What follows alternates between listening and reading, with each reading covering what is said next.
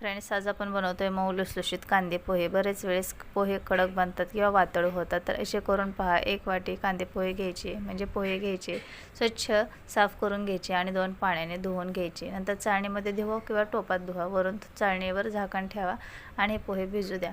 नंतर कढईमध्ये तेल घ्यायचं, यामध्ये शेंगदाणे खरपूस होईपर्यंत भाजून घ्यायचं। मोहरी, जिरे, कढीपत्ता, मिरची टाकायची, परतवून घ्यायची। नंतर 2 मिडियम आकाराचे कांदे टाकायचे। कांदा खूप बारीक कापायचा नाही, मोठा थोडा कापायचा आणि खूप जास्त भाजायचंही नाही आणि कच्चाही ठेवायचा नाही, मीडियम असा भाजून घ्यायचा। त्यामध्ये चवीनुसार मीठ, हळद टाकायची, मिक्स करायचं। नंतर पोहे मोकळे करून घ्यायचे आणि ते सुद्धा टाकायचे। तळून घेतलेले शेंगदाणे टाकायचे, मस्त मिक्स करून घ्यायचं। वरून भरपूर बारीक चिरून घेतलेली कोथिंबीर टाकायची। 2 मिनिट झाकण ठेवून वाफ काढायची। मऊ लुसलुशीत कांदे पोहे तयार आहेत।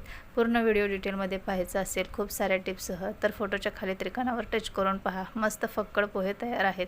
सबस्क्राईब करा, लाईक करा।